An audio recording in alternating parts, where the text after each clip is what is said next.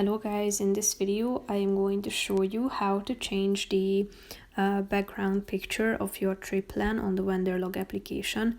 But first I just want to mention, don't forget to subscribe to my channel, because at 10,000 subscribers I am going to show you my whole YouTube revenue statistics and growth strategy, how to make money online. Now let's jump into it. First of all, open the application on your phone. Then click on the profile button down below in the right side corner of the screen. And after that, click on trip plans and select your trip plan. After that, tap on this picture icon that you can see at the top of the screen next to the download button. And then tap on either from the web, so you will be able to select a picture from the web or upload one from your gallery. Here you can see pictures according to your destination that fits your destination.